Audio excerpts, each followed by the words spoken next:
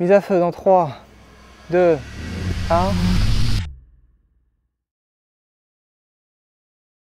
Bon, si vous me suivez sur cette chaîne, vous savez que ça fait quelques années que je m'acharne pour concevoir un système de mise à feu pour de la pyrotechnie. Tout ça dans l'objectif de réaliser des spectacles toujours plus impressionnants. Et pour y arriver, il me faut un système qui soit fiable, rapide et simple à mettre en place. Jusque-là, je m'étais jamais vraiment attardé à la question de la transmission de données sans fil parce que, au final, j'y connaissais rien. Mais après m'être renseigné et avoir travaillé sur des chantiers avec des systèmes sans fil, je me suis rendu compte que c'était bien plus pertinent que des systèmes filaires. Donc il est temps de s'y mettre, d'expérimenter et d'apprendre. C'est pour ça que je fais cette vidéo. On va approfondir nos connaissances, fabriquer un prototype et répondre à nos questions.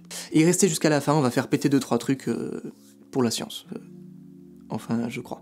Avant toute chose, il faut que je mette un peu de contexte et qu'on parle brièvement de la théorie derrière tout ça. La transmission de données sans fil utilise des ondes électromagnétiques pour porter des données. Il va peut-être falloir dynamiser tout ça.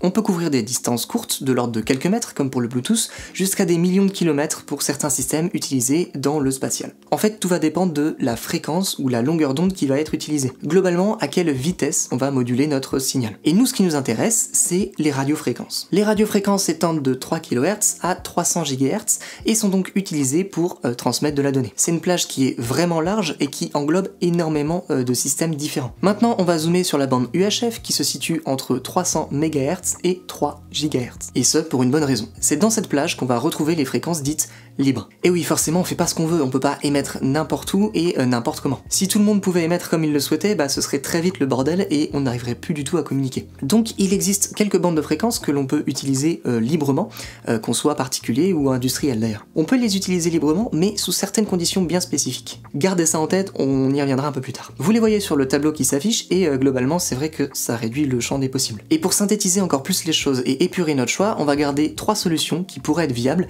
pour le déclenchement d'artifice à distance. Le 433 MHz, le 868 MHz et enfin le 2,4 GHz. Le 433 MHz ne permet pas de transmettre des données très rapidement et donc ne permet pas non plus d'avoir un débit très important. Théoriquement, on peut atteindre des distances de plusieurs centaines de mètres, voire plusieurs kilomètres selon la manière dont on l'utilise. Il a une bonne pénétration dans les murs, mais c'est une bande très occupée et qui est donc soumise à un certain nombre d'interférences selon le lieu d'utilisation. Et pour cause, on le retrouve dans les télécommandes de portail, certaines stations météo, dans des systèmes d'alarme et tous les équipements un peu anciens dans ce style. D'un autre côté, le 868 MHz permet de transmettre des données plus rapidement et donc avec un meilleur débit, même si ça reste globalement assez faible. La bande est moins saturée, plus propre, mais la contrepartie c'est qu'elle a une résistance bien moins importante aux obstacles, elle les traverse beaucoup plus difficilement. Et surtout, à puissance égale, cette fréquence porte bien moins loin que le 433 MHz. De l'ordre de la centaine de mètres si on se limite à des puissances d'émission faibles, comme on le ferait pour le 433 MHz. Cette fréquence est plutôt utilisée dans les systèmes modernes, beaucoup dans les équipements IoT, donc une bonne partie des objets connectés qu'on retrouve de plus en plus dans notre quotidien. Et enfin, on retrouve le très connu 2,4 GHz. C'est sur cette fréquence que se basent certains Wi-Fi. Et bien entendu, le Wi-Fi permet d'atteindre des débits et des vitesses vraiment importantes, de 10 à 1000 fois plus que le 868 MHz. Ce qui la rend très utile dans notre quotidien, transmettre de la vidéo, des fichiers lourds, du son, bref, c'est trop bien. Sauf qu'on l'a tous expérimenté chez nous, mais globalement sa portée, c'est pas son point fort, surtout quand il y a des obstacles. Et quand bien même on arriverait à transmettre cette fréquence sur de longues distances, ce serait vraiment compliqué de pas interférer avec d'autres appareils. Il y a qu'à regarder le nombre de réseaux différents qu'on peut capter quand on se balade en ville. De ce fait, je pense qu'on peut assez vite écarter le 2 GHz et se concentrer sur les deux autres options, donc le 433 et le 868 MHz. À partir de là, on pourrait aussi bien utiliser l'un ou l'autre. Et jusque là, j'ai vulgarisé au maximum sans rentrer dans les détails, sauf qu'en réalité, les détails sont vraiment importants. En fait, il faut davantage rentrer dans l'utilisation concrète de ces fréquences. Donc c'est pas si évident de choisir une solution. Et globalement, après pas mal de recherches, j'ai pas trouvé de réponse. Donc je pense que la meilleure manière de trouver des solutions, c'est de faire des essais. On va donc créer deux systèmes différents, un qui utilise le 433 et l'autre le 868 MHz. Aujourd'hui, on va se focaliser sur le 433, ce qui veut dire qu'il y aura une autre vidéo sur le 868 et la comparaison entre les deux, donc abonnez-vous. Et maintenant qu'on a fait le tour de la théorie, on peut se lancer dans la fabrication des modules.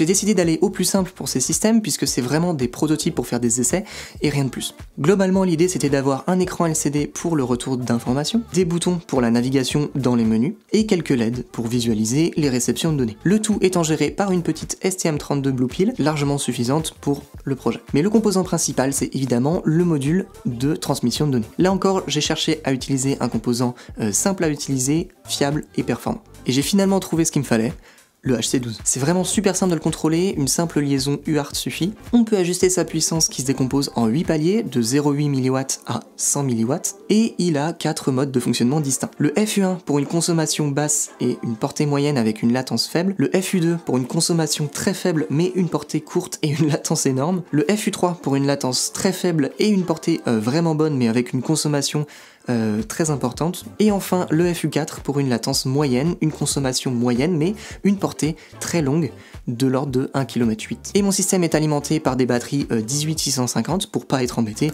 comme d'habitude. Et sur le récepteur, j'ai rajouté un transistor MOSFET ainsi qu'un bornier pour être capable de déclencher des inflammateurs. Quand bien même c'est pas le but principal du module, faut bien qu'on puisse s'amuser un petit peu quand même. Mais comme d'habitude, j'ai dû passer par Fusion 360 pour modéliser mes boîtiers et programmer ma CNC pour faire une façade en aluminium.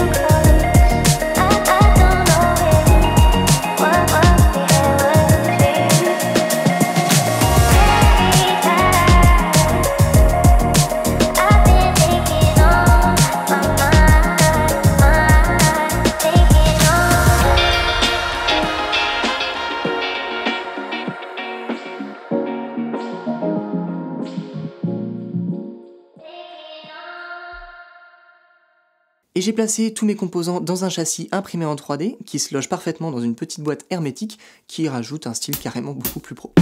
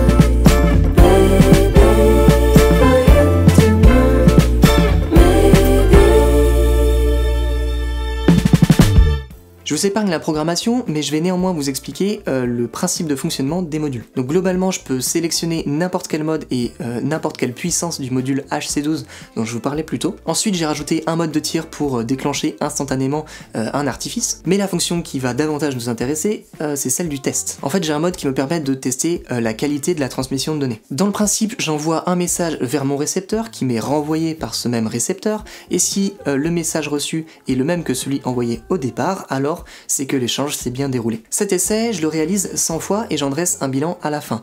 Un pourcentage entre le nombre de messages reçus sur les 100 messages envoyés. Et c'est grâce à cette fonction qu'on peut faire nos tests de portée. Ok, donc je suis dans un champ qui est relativement grand. Ça me permet de faire les tests de champ libre avec mon système. Donc j'ai l'émetteur et le récepteur qui sont là. Ce qu'on va faire, c'est qu'on va poser le récepteur ici dans le coin et on va se balader avec l'émetteur et faire des tests de portée du coup avec les différentes puissances. On va commencer par une puissance assez faible et puis on va monter petit à petit vers la puissance maximale. Voilà, j'espère que le champ sera suffisamment grand. On va faire les essais dès maintenant. Et voilà, du coup j'ai le récepteur ici qui pointe vers l'autre bout du champ. 90% déjà. Ok, les derniers tests étaient vraiment pas bons, 22%, je continue de reculer. Et on va regarder tout ça. Ok, bon bah 0%. Je suis revenu et du coup je l'ai configuré à la puissance 4 avec le même mode. Ok, pour l'instant aucune trame de perdu je crois. Bon, et bah 100%. Je suis bien plus lent que tout à l'heure et j'ai 92% de réussite. Donc c'est vraiment pas mal du tout, on va continuer à reculer. Bon bah là je suis vraiment tout au bout du champ, je vais refaire un essai. MDR, j'ai encore 100% de réussite. Donc globalement j'ai réussi en puissance 4, soit un peu moins de 10 mW, à transmettre jusqu'à plus de 300 mètres. Ce qui est vraiment pas mal mais qui m'oblige à trouver un nouveau terrain pour faire la suite de mes essais en champ libre. Quoi de mieux que le terrain des Pléiades pour faire les essais? Là je pense qu'il va falloir vraiment que j'essaie d'aller voir dans les champs aux alentours parce que ça risque de porter vraiment loin. Donc là j'ai remis en P4 et je reteste. 91%, je vais me le noter. Donc je commence à atteindre des limites. Je vais reculer encore un peu. Là c'est vraiment dépendant des buissons qu'il y a en face et du positionnement de l'antenne. Ouais là c'est vraiment très dépendant. 31%. Parfait, j'ai enfin atteint les limites. Et voilà, super fun. Maintenant il faut revenir au récepteur pour le changer de mode. Ah ça va être long.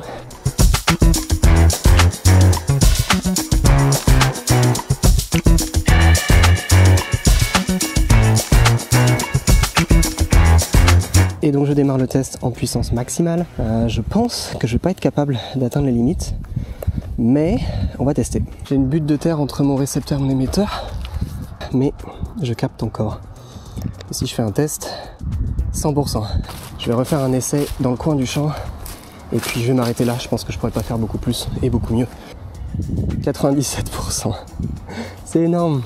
Bon voilà, je suis carrément à l'autre bout du champ et je capte encore quasiment complètement, alors que pourtant l'émetteur est vraiment très loin, enfin le récepteur pardon, donc plutôt prometteur. Bon après transmettre dans un champ vide c'est bien sympa, mais ça représente pas la réalité. Je vais sûrement être confronté à des terrains avec davantage de végétation. Et c'est pour ça qu'il fallait que je fasse des essais dans un environnement plus compliqué, genre par exemple une forêt. Donc cette fois-ci je suis dans la forêt à la recherche d'un endroit dense mais pas trop non plus. Donc on va essayer de trouver un endroit pas trop mal. Je vais me balader puis on va essayer de chercher ça. Je crois que j'ai trouvé mon petit coin, donc je vais pouvoir mettre le récepteur quelque part là-dedans. Et moi je vais pouvoir marcher sur ce chemin et rentrer dans la forêt petit à petit pour voir jusqu'où j'arrive à capter. Donc là j'ai mis en puissance minimale et on va tester.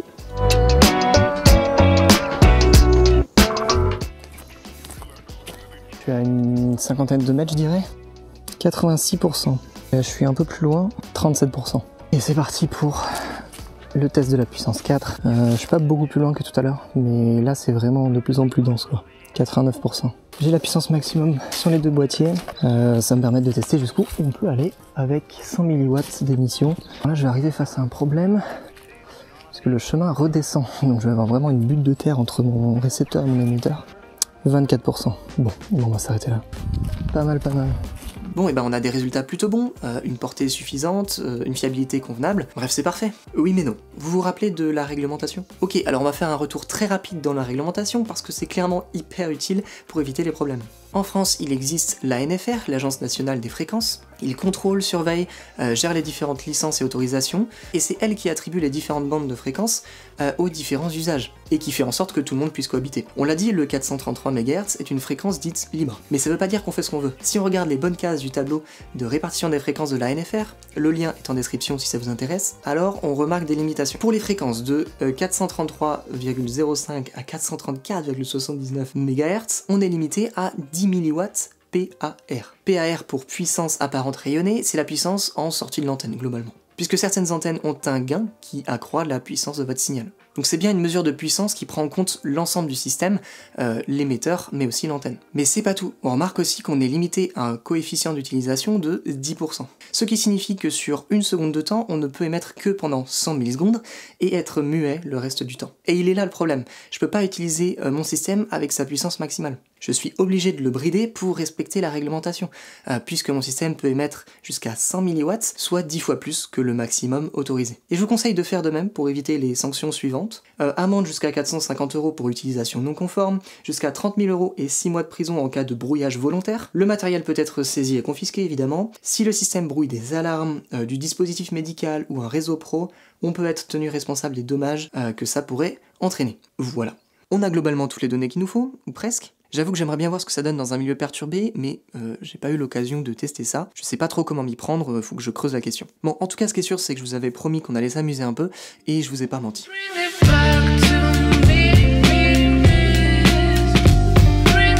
Ok, on est en extérieur, on va pouvoir tester le système d'un point de vue pratique et fonctionnel. Gros disclaimer, je suis ici sur un terrain privé, j'ai le droit de faire ce que je vais faire ici, je suis qualifié et je sais ce que je fais globalement, donc vous amusez pas à refaire la même chose. Ici, moi, le but c'est de faire de belles images pour vous justement, comme ça vous n'allez pas à les refaire. Donc sans plus attendre, j'installe l'artifice et puis on va pouvoir tirer. Ok, donc l'idée c'est que je suis à un peu plus de 25 mètres puisque c'est la distance minimale de sécurité pour le produit que je vais utiliser. J'ai fait un petit essai avec de la mèche rapide tout à l'heure pour voir si mes cadrages étaient bons. Donc c'est 20 grammes de poudre flash et puis voilà, on va se mettre à la distance qu'il faut. Ça risque de péter vraiment bien fort, donc ça devrait être impressionnant normalement. Ok, ça y est, tout est installé. Je commence à avoir un petit battement au cœur là, ça risque de péter vraiment très fort. Donc je vais m'installer juste là, j'ai le système en ma possession. J'ai tout qui tourne normalement et il n'y a plus qu'à. Mise à feu dans 3, 2, 1.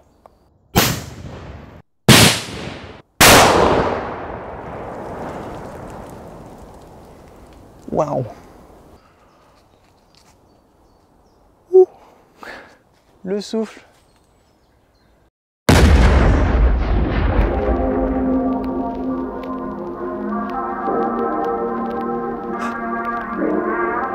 Petit écho, hein.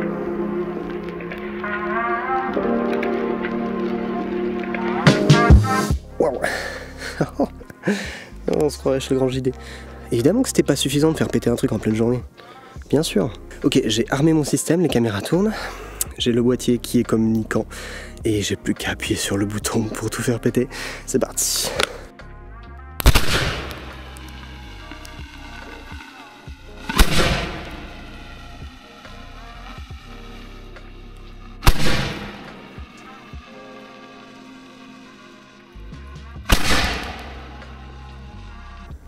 Trois, 2, 1.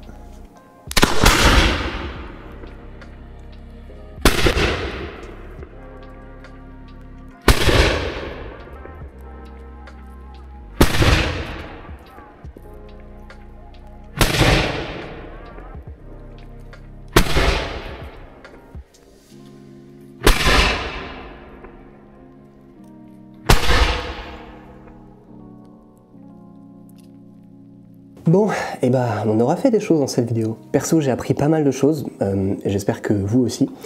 Comme j'ai déjà pu le dire, c'est pas la seule vidéo qui va traiter de la transmission sans fil. Je vais pouvoir sortir une vidéo sur le 868 MHz dans quelques temps. Elle n'est pas encore du tout faite, donc ce sera dans un petit moment. Et dans la prochaine vidéo, on traitera davantage des protocoles que vraiment la partie physique, comme j'ai pu le faire dans celle-ci.